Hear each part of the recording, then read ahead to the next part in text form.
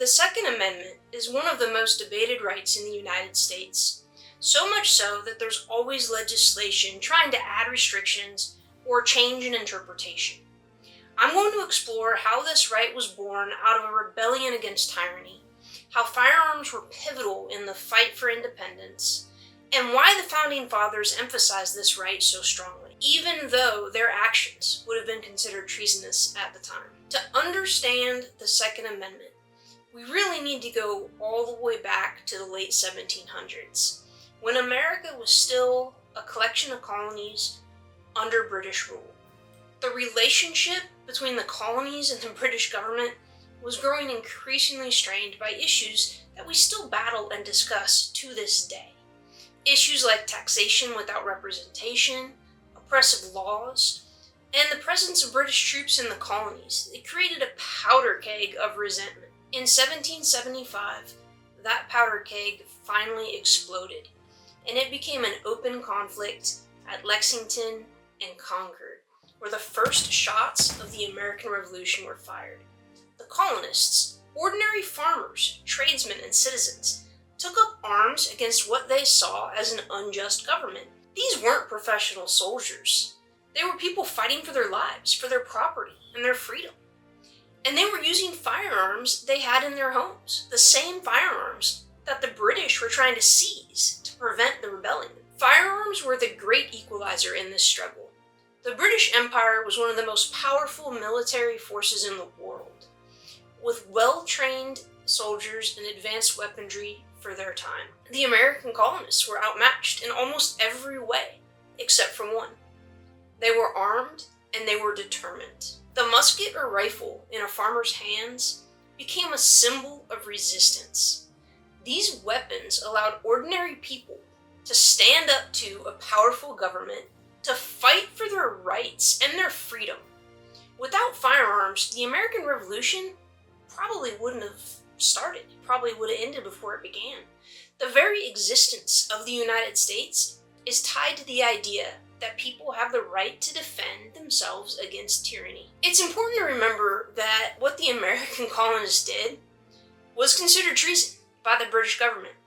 Taking up arms against the crown was a capital offense, punishable by death. The leaders of the Revolution, George Washington, Thomas Jefferson, and the others, they knew the risks they were taking. They knew that if they failed, they would be executed as traitors. But the risk was worth it to them. But they also believed that their cause was just. They believed that the government should be by the consent of the governed. And when a government becomes oppressive, the people have the right to resist. This belief was so fundamental to the founders that they enshrined it in the Declaration of Independence, stating that when a government becomes destructive to the rights of the people, it is their right to challenge such a government, inclusive of eliminating the government and installing a new one. The Declaration of Independence outlines this right, that whenever any form of government becomes destructive of these ends, it is the right of the people to alter or to abolish it, and to institute new government, laying its foundation on such principles, and organizing its powers in such form as to them shall seem most likely to effect their safety and happiness. After winning the Revolution and establishing a new nation, the Founding Fathers knew they had to protect these rights. Our founders fought tirelessly to secure them. They wanted to ensure that future generations would never have to suffer under a tyrannical government. This is where the Second Amendment truly comes into play. The Second Amendment wasn't just about hunting or personal self-defense. It was ensuring that the people could always defend their freedom, even if that meant taking up arms against their own government. The founders had lived through a tough time, a time when such action was necessary, and they wanted to make sure that people retained the power to protect themselves from any future oppression. If our firearms are restricted, then we don't have the ability to protect ourselves from future oppression.